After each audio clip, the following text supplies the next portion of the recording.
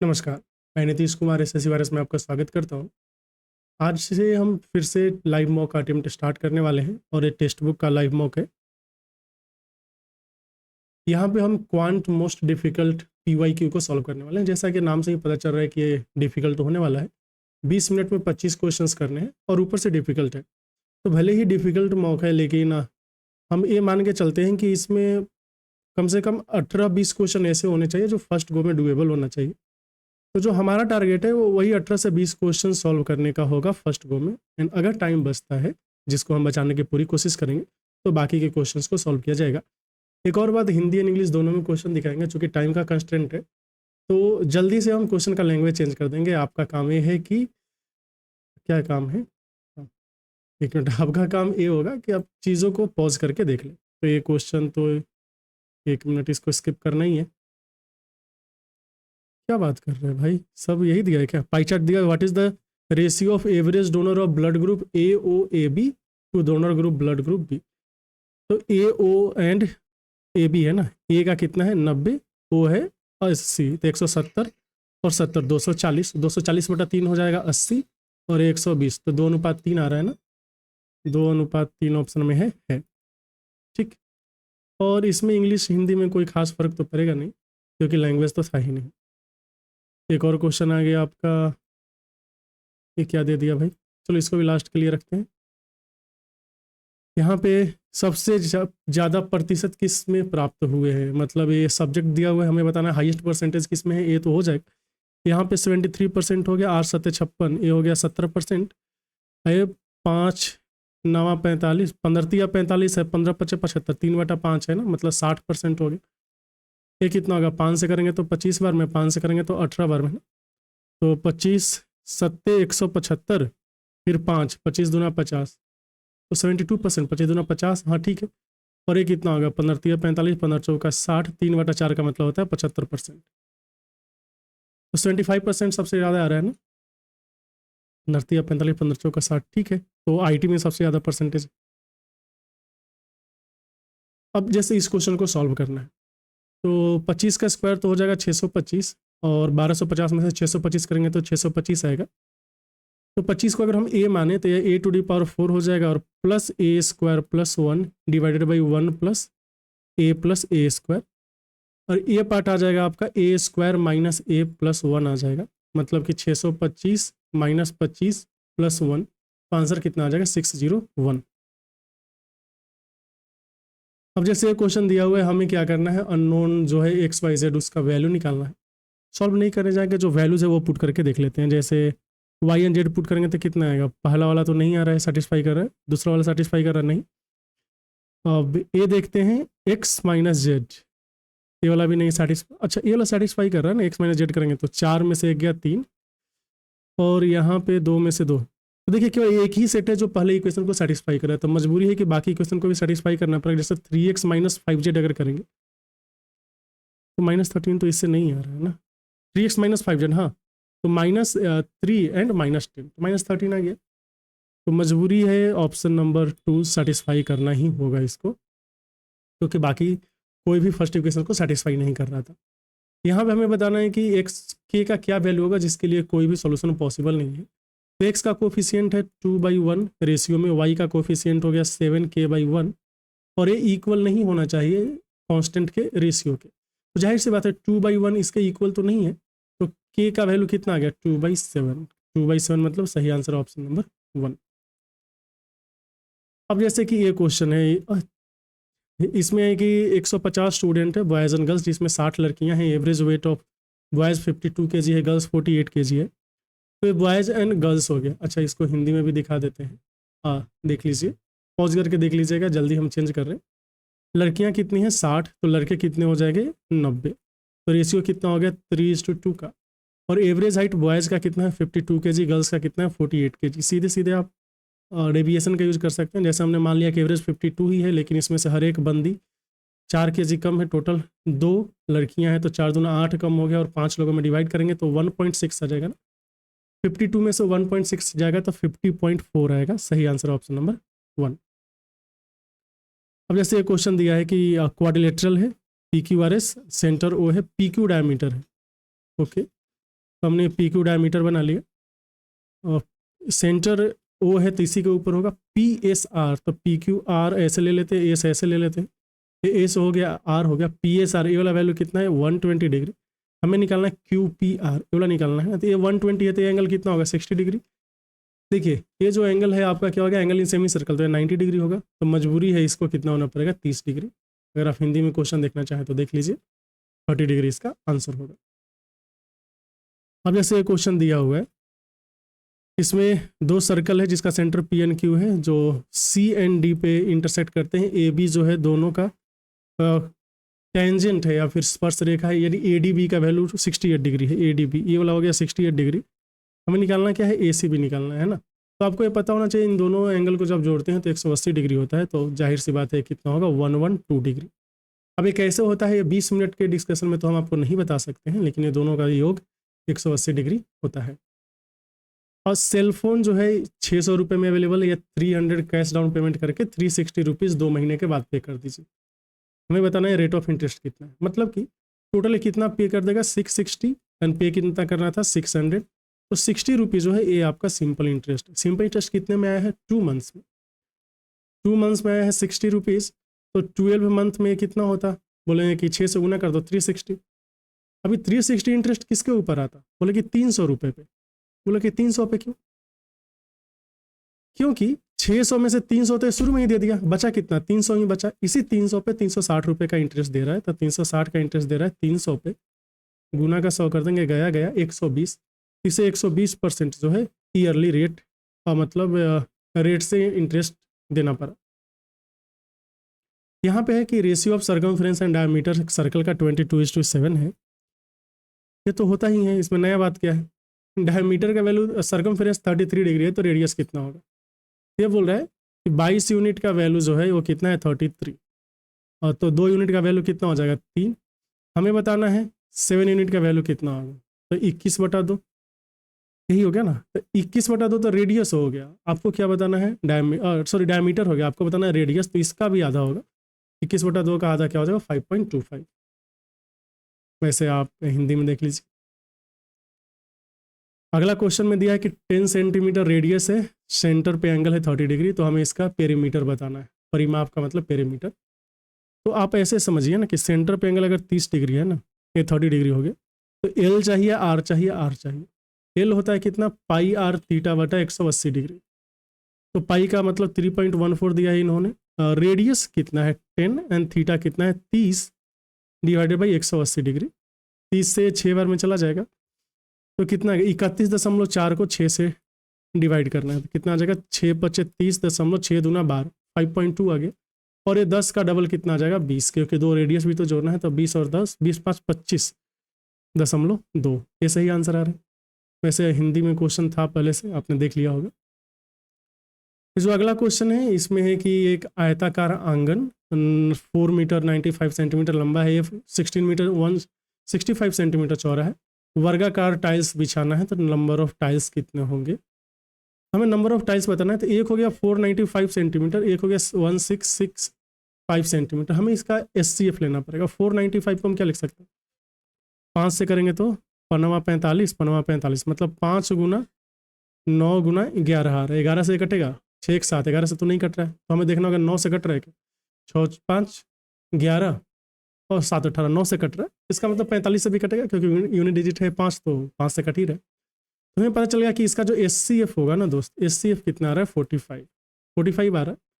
तो यहाँ पे कितने टाइल्स लगेंगे, देखिए आपको ये देखना है कि 495 को 1665 से गुना करके 45 एंड 45 से डिवाइड करना है, 45 से करेंगे तो कितनी बार में चला जाएगा 11 बार में चला जाएगा, यहाँ पे करेंगे तो 45 को 4 बार में कीजिए तो आ जाएगा कितना 180 ना, 180 आ जाएगा, तो 3 बार में करेंगे तो 135 आ जाएगा, तो 135 आ गया, तो पीछा गया कि 31, तो फिर 7 बार में ना, 7 बार में, तो 11 को 37 से गुना करेगा, 11 7 77, 33 एंड 7 40, 407 टाइल्स लगेंगे, इसमें हमने ज़्यादा टाइम दे दिया, कोई बात नहीं।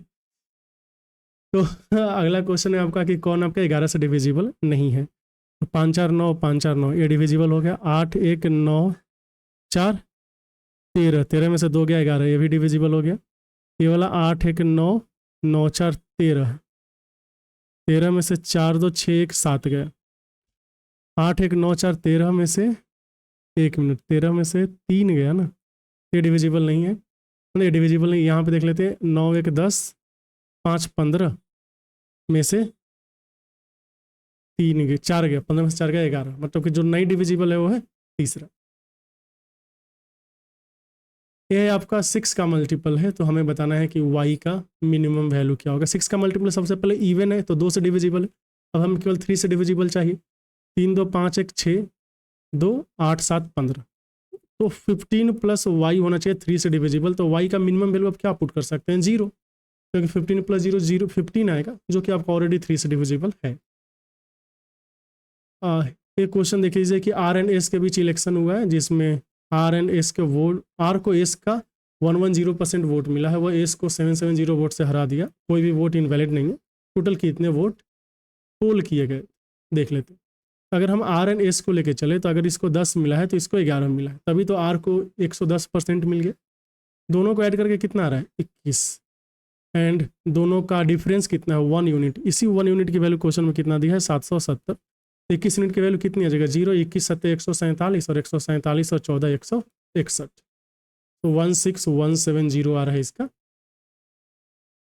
अब जैसे एक क्वेश्चन दिया हुआ है कि इसमें ट्रेडर जो है फॉलोइंग डिस्काउंट स्कीम देता है रेफ्रिजरेटर पे, तो हमें बताना है कौन सा स्कीम में सेलिंग प्राइस लोवेस्ट होगा। सेलिंग प्राइस लोवेस्ट का मतलब डिस्काउंट सबसे ज़्यादा होना चाहिए, तो 10 और 8%। सबसे पहले आप ये समझिए कि D1 plus D2 minus D1 D2 by 100 होता है नेट डिस्काउंट, इसी का यूज़ हम लोग कर रहे हैं। तो 10 8 18, 18 में से 0.8 गया तो ये आ जाएगा आपका 17.2। यहाँ पे 12 और 10 22, 22 में से 1.2 जाएगा, कितना आ जाएगा 20.8, और 12 का 2 छूट देंगे तो 12 दूना 24 में से 1.44 गया, मतलब कि 22.56, और यहाँ पे 20% का डिस्काउंट है। तो सबसे ज़्यादा डिस्काउंट यहीं पे मेरा है 12% का दो, यही सही आंसर हो गया। ऑप्शन नंबर 3 है लास्ट में ना, समझ गए। अगला देखिए, अब एक बेईमान व्यापारी हैं जो किराने पे सामान को ऐसे बेचते हैं कि उन्हें वास्तविक वजन से 12% कम है, 10% का प्रॉफिट भी लेते हैं, तो नेट प्रॉफिट हमें बताना। तो आप ये देखिए, एक प्रॉफिट तो इनको नॉर्मली हो रहा है, जो सीना ठोक के वो 10% का प्रॉफिट ले रहे हैं, मतलब कॉस्ट एंड सेल में चले तो 10 का सामान है 11 में बेच रहे हैं। 12% कम बेचने का मतलब है कि ग्राहक को लगे कह रहे देखो ना, जो दुकानदार साहब है 100 ग्राम दे दिए, लेकिन एक्चुअली में 88 ग्राम ही देंगे, क्योंकि 12 ग्राम कम दे रहे हैं। 1 0 से 1 0 चला जाएगा, और 11 से 8 बार में चला जाएगा, 2 दूना 2 चौक 8 2 5 10, मतलब 4 का आइटम है 5 में बेच रहे हैं, तो इफेक्टिवली इन्हें 1/4 मतलब 25% का फ़ायदा हो रहा है। कहने को तो 10% का फ़ायदा हो रहा है, लेकिन एक्चुअली में 25% का फ़ायदा हुआ इनको। और ये क्वेश्चन नंबर 20 है, हिंदी ये हो गया और इंग्लिश हो गया। देखेंगे 120 रुपये का पेमेंट करना है, 10 5 और 2 रुपये के सिक्के से, टोटल 25 कॉइन यूज़ करने। तो बताना है कि नंबर ऑफ 10 रुपये के कॉइन कितने होंगे। तो देखिए 10x plus 5y plus 2z equal to होना चाहिए 120, और टोटल 25 सिक्के होने चाहिए, x plus y plus z equal to 25। तो हम सीधा ऑप्शन से चलेंगे। जाहिर सी बात है कि अगर हम ऑप्शन 10 लेके चले तो यहाँ के 100 हो जाएगा ना, फिर बचेगा आपके पास 5y प्लस 2z का वैल्यू 20 चाहिए, और y प्लस जेड का वैल्यू कितना चाहिए 15।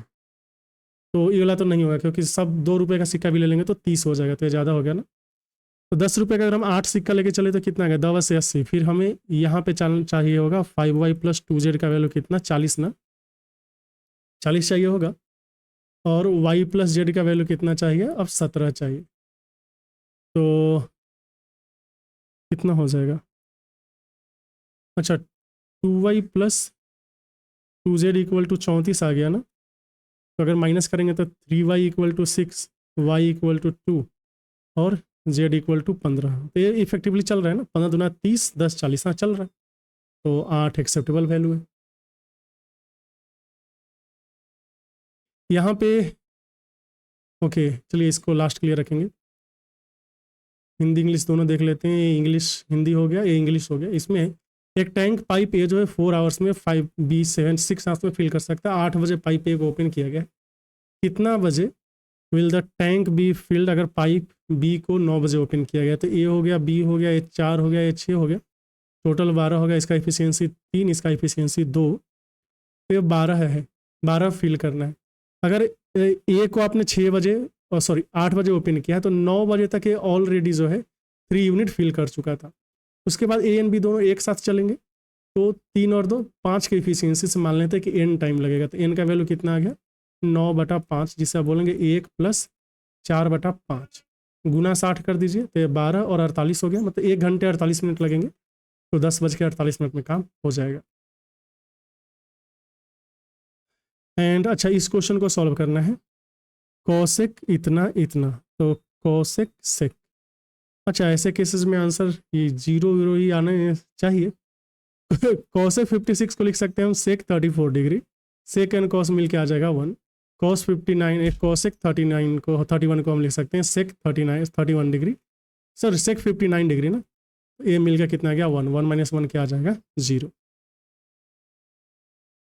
अब एक काम करना बंद ना कर दे। चलिए ये क्वेश्चन देखते हैं। अभी पेन का इशू आ गया। इसमें है अच्छा साइन 58 एंड कॉस 32 सेम होता है तो 3/5 हो जाएगा। Plus cos 62 and sine 28 same होता है तो 2/5 हो गया। 3 + 2 5/5 क्या आ जाएगा 1। तो देखिए हमने बीच में क्वेश्चन को स्किप किया, बाद में जाके कुछ क्वेश्चंस डूएबल हमें मिले। अभी 7 tan थीटा का वैल्यू 3 है तो tan थीटा का वैल्यू कितना हो जाएगा बोले कि 3/7। फिर हमें ये वैल्यू निकालना, ऊपर नीचे हम कॉस से डिवाइड कर देते हैं तो आ जाएगा 7 tan थीटा + 5, नीचे आ जाएगा 7 tan थीटा -2। 7 tan थीटा का वैल्यू 3 था, 3 + 5 कितना होता है 8 और 3 - 2 होता है 1। तो 8/1 को हम क्या लिख सकते हैं 8। तो ये अपना आंसर हो गया। ओके तो हमने टोटल 22 क्वेश्चन कर लिए हैं। अब ये जो क्वेश्चन था देखिए 3 मिनट का समय बचा हुआ है। अब शुरू का 3 मिनट है, लास्ट के 3 मिनट को हमें सेम तरह से यूज करना सीखना है। ये हिंदी का क्वेश्चन हो गया, इंग्लिश का। अब अतुल जो है विशु को 20 सेकंड का हेड स्टार्ट देता है 900 मीटर के रेस में और उसे 135 मीटर से हरा देता है। ओके चलिए ठीक है, इसको हम बाद के लिए रखते हैं। ये वाला जो क्वेश्चन था ये देख लेते हैं। निकालना क्या है out of qualified candidate from x in 2010 में क्वालिफाइड एक्स 2010 में, ठीक। Ratio of female male to female है 5:7, मतलब 12 का वैल्यू 60% है, एक का वैल्यू 5% होगा। मेल है 5 एंड फीमेल है 7। फिर क्या दिया, if number of female qualified candidate इतना है 168 तो 7×5 35 हो गया ना। 35% का वैल्यू हो गया 168। 5% का वैल्यू कितना हो जाएगा 7 दूना 14, 2 16, 7 चौक 28। 5% का वैल्यू 24 हो गया। तो टोटल मेल एंड फीमेल कितने थे, तो 100% निकालना होगा। कितना आ जाएगा 480। 480 ऑप्शन में दिया है, दिए है। टफ मतलब टफ नहीं, डरावना टाइप का क्वेश्चन है थोड़ा। अब ये क्वेश्चन में करना क्या है पहले हमें ये देखना पड़ेगा। देखिए 2 मिनट बचे हैं, हमें थोड़ा थोड़ा तो लग रहा होगा कि टाइम बचेगा कि नहीं बचेगा, लगना भी चाहिए। ओके ये हिंदी का क्वेश्चन हो गया। इसमें दिया है कि कंपनी ए एंड सी 4 वर्षों में संयुक्त औसत उत्पाद ए एंड सी का 4 साल में कंपनी बी एंड डी के संयुक्त औसत उत्पाद से कितना ज़्यादा या कम है, ठीक। तो पहले हम ए एंड सी निकाल लेते हैं। ए हो गया एंड सी हो गया। तो 60 और 50 कितना हो गया 110 प्लस यहाँ पे देखेंगे तो 90 एंड ए मिलकर हो गया 280 ना, 280। यहाँ पे 140 और 180 मिलकर कितना हो जाएगा 320 और 220 और 250 मिलकर कितना हो जाएगा 470। लगता है गलत क्वेश्चन उठा लिए। फिर इन दोनों को जोड़ेंगे तो कितना आएगा 190। फिर आ गया है आपका 270। टाइम कितना बचा है 1 मिनट 31 सेकंड, कम गया ना। फिर यहाँ पे आ जाएगा 350 और ये आ जाएगा आपका 470।